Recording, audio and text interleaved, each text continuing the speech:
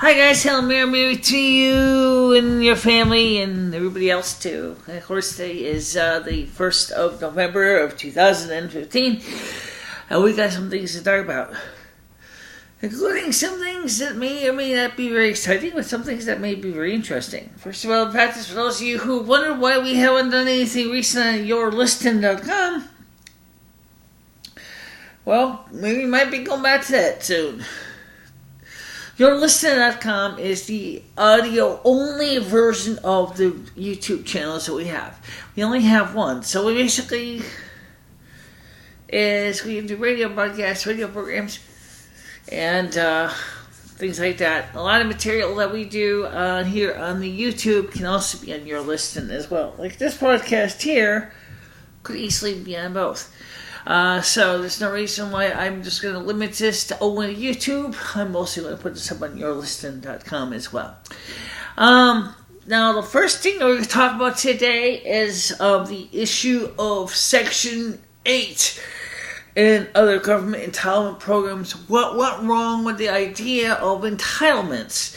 It seems to be that we have grown up in a society in the last few years where people have talked about how much better it is to have entitlements. Just put my candles over here.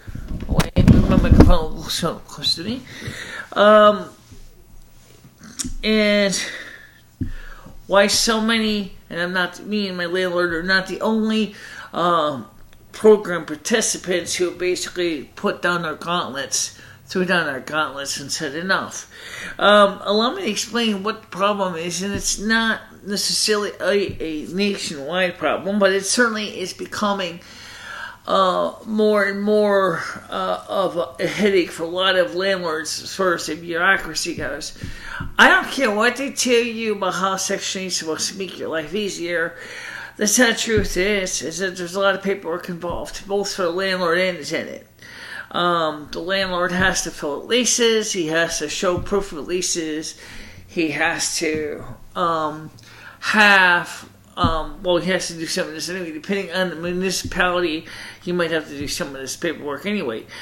Showing things such as fire safety suppression system working properly, to updates of electrical code, whatever. But in some places that's not the case. Now, obviously, in places where that is the case, dealing with Section 8 is just a matter of basically getting a few more pieces of information together to send to Section 8, since they already has the documentation to go on, so there's no problem. Right.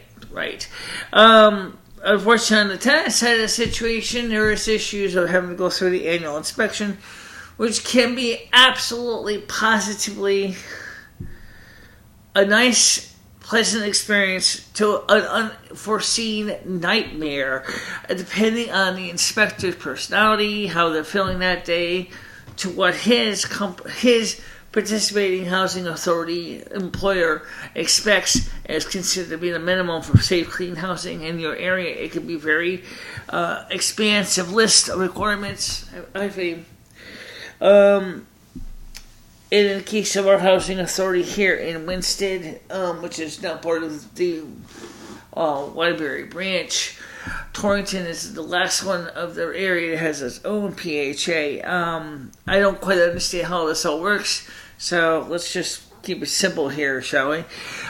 Winston used to have its own housing authority, but for a variety of reasons that I'm not quite clear on, the Winston Housing Authority was unable to keep going.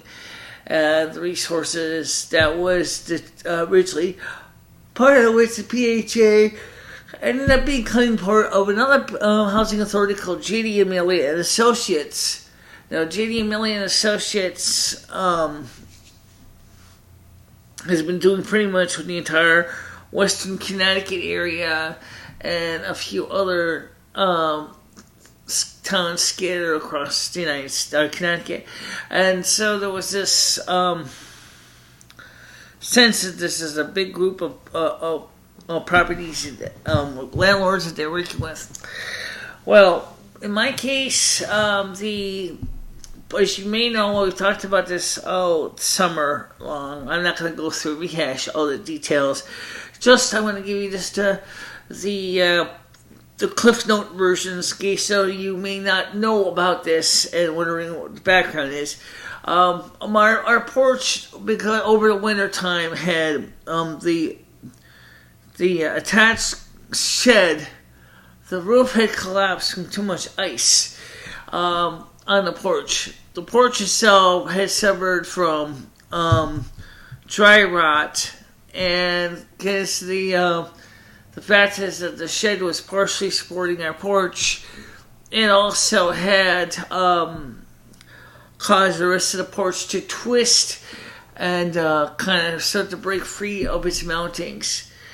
And so there was a concern about the fact is that the porch was structurally totally unsound, that they would need to come up with a new porch.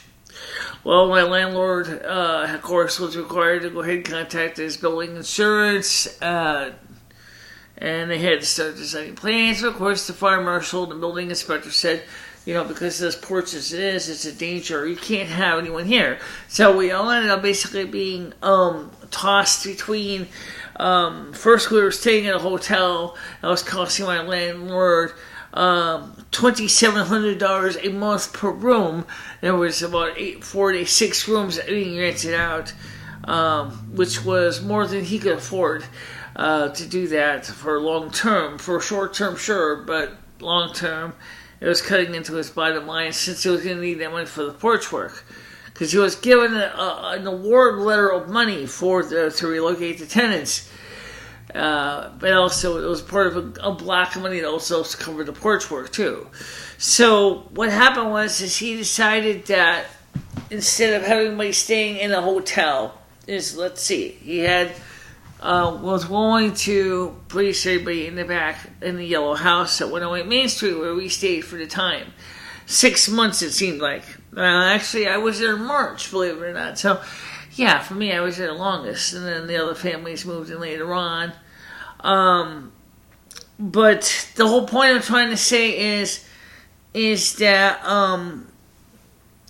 we had to stay there until the building architect and the building department and other departments could come up with a building plan that worked out for everybody. And so there was this, a lot of bureaucracy and red tape and everything else. Of course, at the same time, my voucher was placed into abatement, which means they weren't going to pay Jimmy crap, basically. I paid him crap. I paid him the rent. I paid him my share. $296.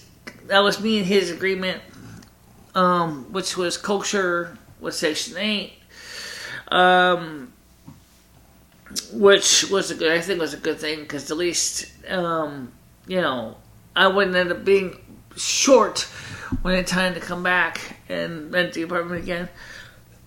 So, I'm in good standing all the way across the board. Now, tomorrow, it's the 2nd, which I don't get paid my Social Security yet until the 3rd, and then on the 3rd, pay him the rent that we both agreed on for $700 a month, which I could do. It's not really easy. I'm going to talk about that. That's another project. We're going to get to it. So after this time of Section 8 constantly having to give me extensions because of the construction work, everybody was getting kind of really stressed out because we didn't know if we were coming or going. We didn't know if the building was going to be inspected in time and all that. And that's the first reason why I think that in our circumstances, the Section 8 really kind of was proving to be more of a nuisance than a help. Because if it was a standard situation, we would have been paying a regular rent. There would have been...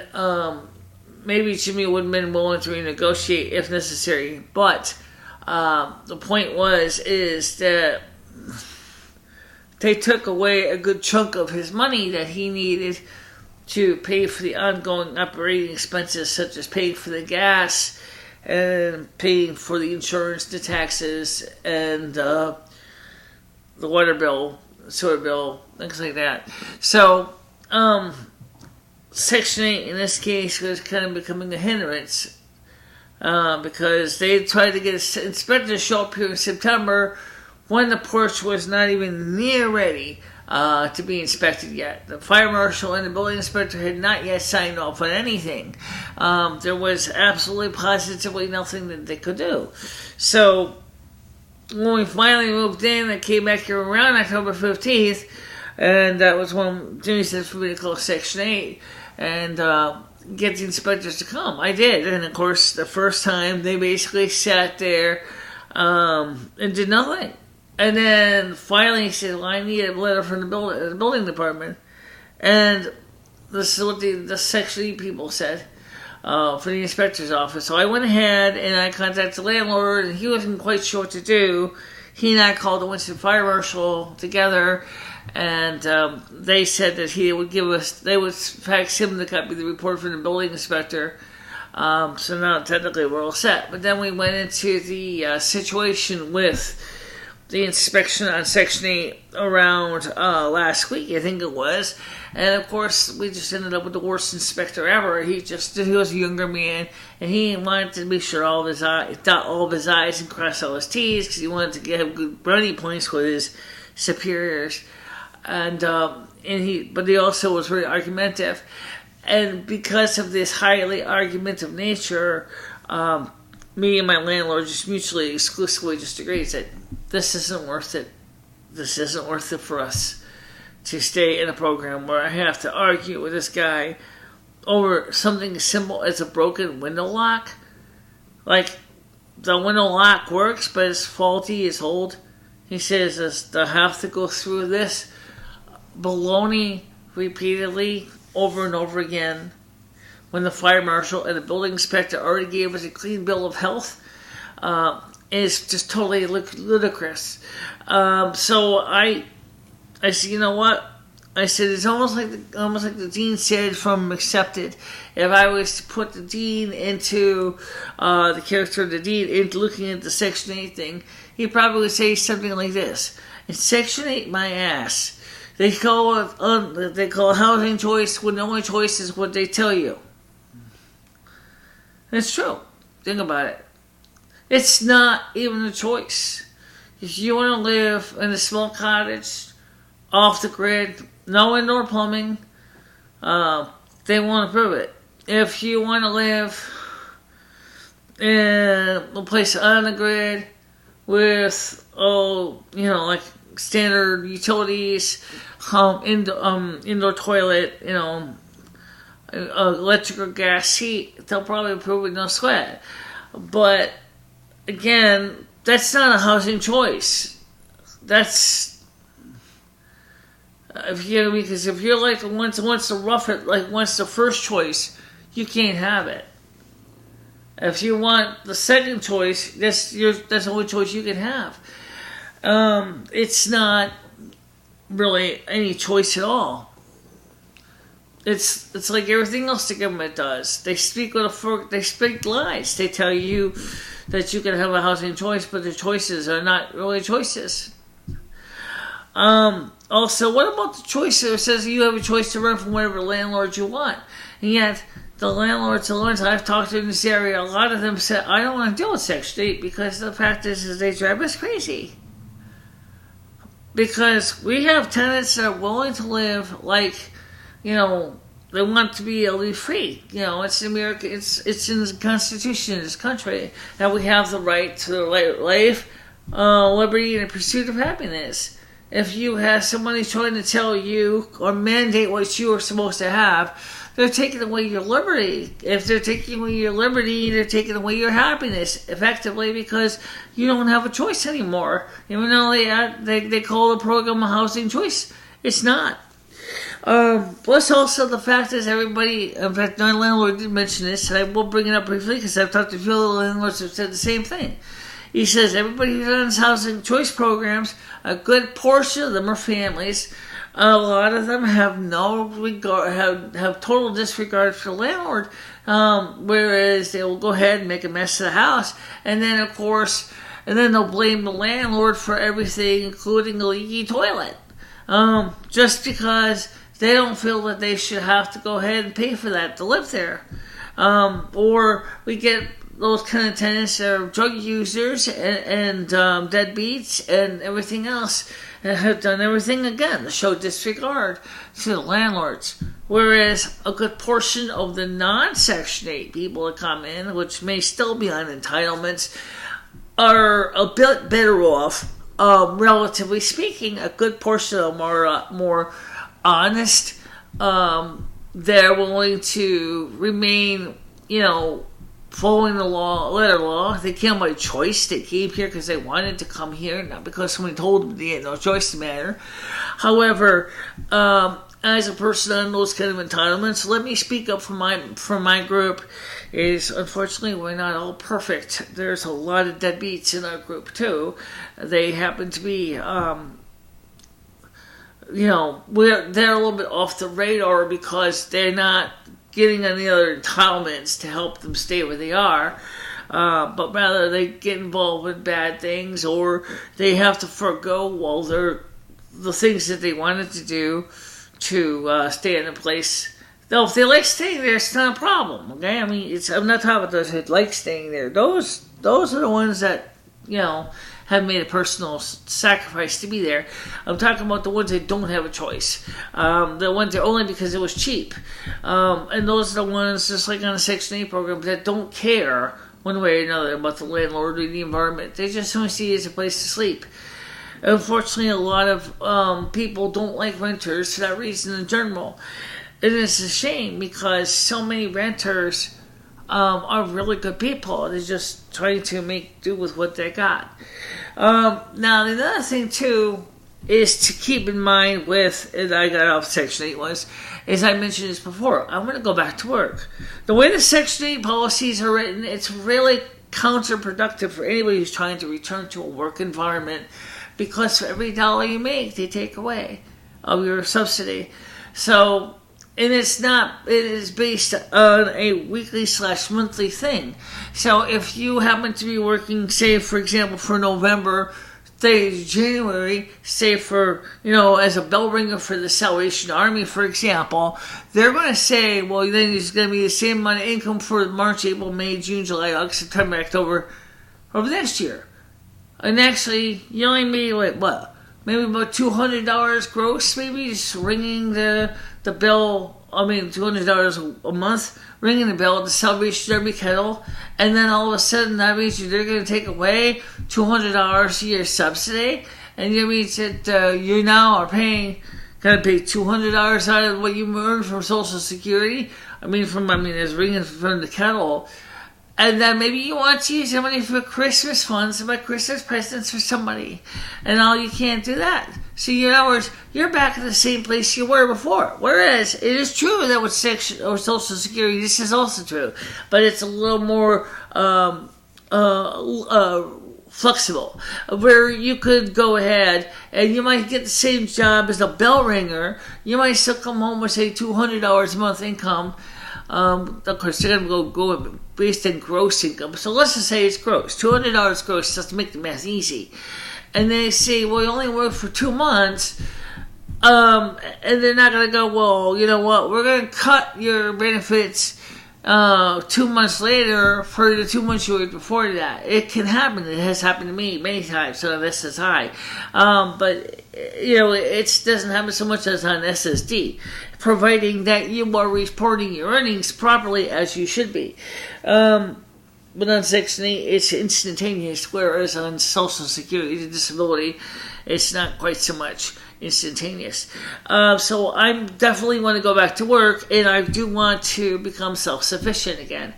This Section 8 program was transitory. It was not a permanent choice. So I'm going to, of course, now that I'm not on it anymore, it means I'm also going to have to deal with a couple hard realities kick in. I mentioned them briefly in our hour and a half to almost 2 hour long live Halloween special. First of all, about that, I'm really kind of sorry that the beginning of the program was not that great. If anything, maybe it just helped you understand where sometimes me and Lemmy can't always seem to come up with material, and we have to sometimes, we stare at the camera and going, what are we supposed to be talking about when we don't even really have a clear idea? We have no script, we have no plan, we have nothing. But today, of course, I did say I wanted to talk about housing, so that's what we're talking about. Now, let's get one thing clear. It does not mean, by any stretch of the imagination, that, I'm going to be, eating filet mignon every night. No, far from it. This morning I bought 2 boxes of Frosted Flakes, a gallon of milk, and a box of natural Diesel Valley granola bars for the weekend, because I'm going to Soup Kitchen tomorrow for lunch, and I need milk and I need some orange juice, because I have developed a bit of a weight problem. I'm not going to lie about it. When I was living at the Yellow House, especially, it really was really bad. And now I have a doctor's appointment coming up in 2 weeks, and I don't even know if I should just go ahead and cancel, make an excuse, and then show up, or just face the music anyway, that I'm getting fatter. And the thing is, it happens to everybody, and it's, now that we have our housing back together, maybe now we can start working on trying to get things, better. In addition to that, I wanted to bring up another thing. The other thing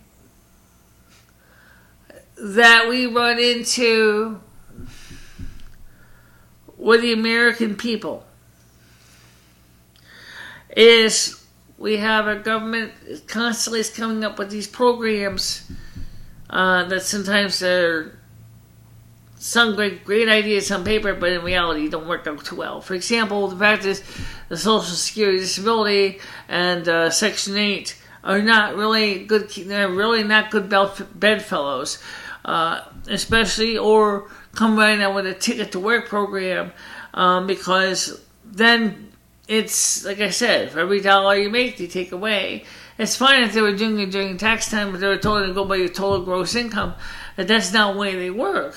And so it's almost like they expect that you're not going to bother to pay taxes or even bother to file a tax return. When I was working, I paid taxes and I filed a tax return every year. And so I had all my information on my W-2s, or is it W-4s? I think it's W-2s, regarding all the earned income made before taxes, all the earned income made after taxes, all the taxes collected at both the state and the federal level. So I had plenty of information that they could go by if they went by the same rules I do with taxes. Instead of Social Security, and this is had tried to keep telling me that they have to go a whole 2 months, 3 months in arrears. I just thought it was totally bullshit, because frankly, that was one of the reasons I left the working program, was because of the fact that I couldn't make a heads or tails out of it, because I was only on part-time. And now it caused a lot of financial hardships for me, a lot of emotional anxieties, a lot of emotional pains, which I still, for this day, still suffer from. Flashbacks to those days, and I still have anxiety attacks thinking about those days. So yeah, there was a lot of damage done emotionally to me because of that. However, one thing my dad said, God bless his heart, he was always a very level-headed man. He said to me, he says, "You're not a dummy." He says, "You have studied and you went to school, you're knowledgeable. Use your mind, use your abilities that you have, and you can do something." And so I'm trying to do that. And my most important tool I'm using right now is the one that you are listening or watching right now. It is the ability to reach out and communicate to you. We are not stuck having to be in a situation where we have no information about what's going on in the world. We all are communicating with each other. And I know that there's a lot of people in my entitlement programs that are saying the same thing. I'm going to tell you is, we want to work, but the government punishes us from working. Well, you know what? Don't forget, you kind of have a choice, guys. You don't have to be on those entitlement programs. If you're willing to accept that sometimes it makes your life a lot harder than if you wanted to stay on the program. Sure, I could have stayed on the program to a point where that guy told me, I'm talking about my caseworker, J.D. Million Associates, said, you have to find another apartment. And I'm like, oh, excuse me, but you know what? That's not going to happen. Not this year. Because I don't make enough money to pay to move again. I just moved twice in a single year. Thank you. And I am not moving a third time. Okay? And I said, there's no resources to move. I've looked into all the numbers. $3,000 for a moving truck, plus moving costs such as transferring my utilities over, security deposit for a new landlord. That's a lot of money. And that's potentially if you're just with an in-state move. If you're talking about moving between states, it gets higher still. Oh yes, did I forget I have to hire somebody to drive the truck? Because I can't drive? Gee, that's a problem, right? See, what it came down to is like me and Crystal discussed this. It doesn't make any sense to move. There's no resources to do it. It doesn't mean that I wouldn't want to consider it in the future, but for the immediate time being, it's not going to happen. It's November, people. Okay, it's colder. Okay, and very few landlords are going to have very many occupancies in November. Okay, even if I had the money. Because those tenants in those buildings are going to stay until the spring. And then, maybe then, they might relocate. But until that time, they're going to stay right there. They're not going to go anywhere.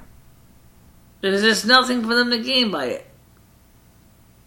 Yeah, that's true. That's totally true, isn't it? So, I'm just going to have to just do what I did before when I'm not on Section 8. I was not always on Section 8 in this building. Originally I was on Section 8 for a few years, from around 2002 to 2004? Five. Right, I was living over in Innisbeach. Right, okay, Section 8. Which was fine, except look how small the room was. It was a small 264 square foot efficiency apartment that had no room for anything. You couldn't even do anything. Sure, it was home. Yeah, the landlord was decent. I liked the guy. If he was in the UK, he was British. He was decent. I had no problem with him. He fixed the things that needed to be fixed, and they would sit there and give me arguments. But the problem I'm trying to get at is when you look at the other things in the world that determine where you stand, is this. So, every time someone out there is going to try to say it makes sense to be on a program because you're going to have to pay less in bills out of your pocket. And then you realize that's only good if you're going to stay on the dole for the rest of your life. I don't want to stay on the dole the rest of my life. Pink Rose Communications is never intended to be a welfare operation. It was designed to be I wanted to bring it further. Now, Pink Rose Communications and North American Snow Queen Palace are really not the same. I'm just going to explain that real quick here. The North American Snow Queen is my job, okay? And that's what I do. There's no money involved there. That's just the way it is. But Pink Rose Communications is the advocacy arm and educational arm. And one of the things that I want to do is I do want to inspire people and try to bring them into the 21st century and try to share the knowledge. But I do eventually want to make it so maybe we can get into a division where we can start making money to help offset the operating costs. And that was the intent. But I can't do that under Section 8 rules because the same reason I can't work as a bell ringer for the Salvation Army. And even more so because it's a sole proprietorship, is then there's no hourly rate, and that's that's a problem. So I don't disagree with anybody who says to Section 8, I'm sorry, this isn't working for me. But let me ask you a question on that, because we have no Section 8 right now. Mm-hmm. Next month. You mean December? December. What's going to happen? I can't tell you what December's going to do. I do not have the ability to do so. But I've got a feeling that it's going to probably be the same thing as this month. We're just going to pay as many bills as we can. We're going to work our way through all the debts. We're going to put the money away and reach our expansion to our income and becoming a better person by keeping my original intentions of paying the bills, and that's what I'm going to do. One way or another, I'm going to make sure that the bills are paid.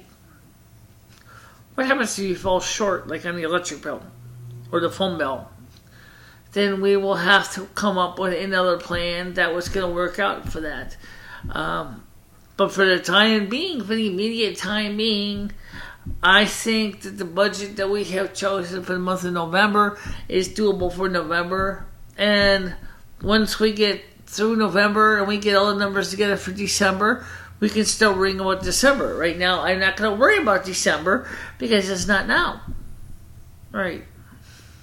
And that's the way you have to think sometimes, guys. You can't always think 3, 4, 5, 6 months down the road. I mean, I can't deal with all the anxiety of trying to figure out things that far ahead in advance. But I did prepare November's budget. I can live with November's budget. And that's what we're going to do. We're going to keep working on our budget. And likewise, I'm really sorry that last night's live communique was such a colossal waste. But excuse me, that happens. It happens a lot. But don't forget that even though nobody asked us questions about last night, okay? It doesn't mean that you can't ask us questions. So please do not forget that we are having an Ask Us Anything this week coming up. So you need to get your questions in by Thursday, by 11 p.m. Eastern Time.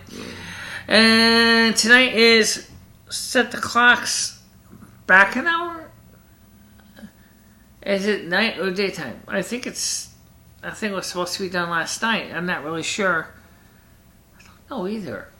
My number could be sure between daylight savings time because it's so you seem to flux so messed up every time I look at it. But I think it's because it's always done on Sunday, so I think it was last night. I was supposed to go back an hour, and I didn't set it back an hour. Okay, but you're adjust the clocks tonight. I better adjust the clocks tonight. All right, guys. Anyway, look, here's the deal. I want to hear more from you. I want you to feel comfortable. For those of you who are listening to this on yourlistening.com, we will give you. Actually, I'll give this to everybody anyway. Which is this. Please do not forget to like or dislike. Share with everybody, your friends, your family, whoever. Comment in the comment section below here. There is a section for you. And please do subscribe. And of course, if you want to send private emails, you can send them to bcast11012015Is @gmail.com. Or Lumi and Finistra, LUMIFINISTRA @gmail.com. And we are always looking for your donations. This really would help us to get our bills paid. And we really appreciate your help. So you can send those to BSandBoyICHELA3 gmail.com through PayPal, or bicachela3 at yahoo.com. Yes, we have 2 PayPal accounts. If you want to mail a donation by U.S. mail, that's simple. It's B as in boy, I. The next, scratch it. Let's just start over again. I just got mixed up. Yeah, we'll start over.